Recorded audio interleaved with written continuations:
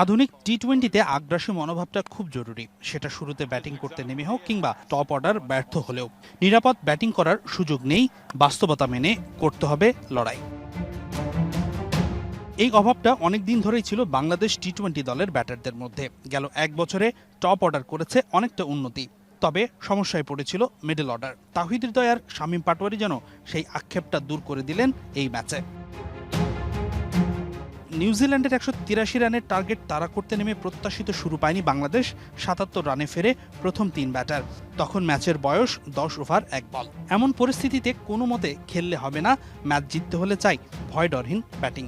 4 নম্বরে নামা পারভেজ ইমন আর 5-এ নামা তাওহিদ হৃদয় করলেন সেই কাজটাই। 14 বলে 28 করে ইমন আউট হলেও সেট করে দিয়ে গিয়েছিলেন টেম্পো।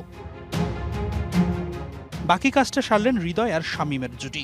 2-4 আর 3 ছক্কায় 51 রান করে অপরাজিত থাকেন হৃদয়, আর শামীম পাটোয়ারি ছিলেন আরও মারমুখী। 13 বলে 31 রান করে নট আউট ছিলেন চাঁদপুরের এই ক্রিকেটার, হাঁকিয়েছেন 3টি 4 ও 2টি ছক্কা। এই দুজনের বিধ্বংসী ব্যাটিংয়ে ভর করে 12 বল আর 6 উইকেট হাতে রেখে জয়ের বন্দরে পৌঁছে যায় বাংলাদেশ। এদিকে দিনের শুরুতে ব্যাট করতে নেমে ভালো শুরু করেছে নিউজিল্যান্ডও। যদিও ওপেনার টিম রবিনসন 0 রান করে আউট হন, কিন্তু টপ অর্ডারের বাকি 3 জন ছিলেন খুবই আগ্রাসী। শুরুটা করেন কেইন ক্লার্ক। 37 বলে খেলেন 51 রানের দারুণ এক ইনিংস। সেটা সাজানো ছিল 7টি 4 ও 1টি ছক্কার মারে। 3-এ নামা ডেইন ক্লিভার ছিলেন আরও আক্রমণাত্মক। মাত্র 28 বলে 51 রান করে নিউজিল্যান্ডের বড় স্কোরের ভিত গড়ে দেন এই ব্যাটার।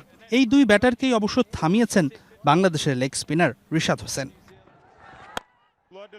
এরপর ভারপ্রাপ্ত অধিনায়ক নিক কেইলি 27 বলে 39 আর জশ ক্লার্কসনের 14 বলে 27 রানের ক্যামিও ইনিংসে 6 উইকেটে 182 রানের বড় পুঁজি পায় নিউজিল্যান্ড। 4 ওভারে 39 রান দিয়ে উইকেট শূন্য ছিলেন রিপন মন্ডল।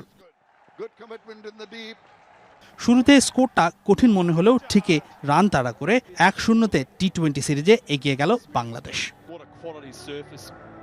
হাসানুর রহমান, যমুনা স্পোর্টস, চট্টগ্রাম।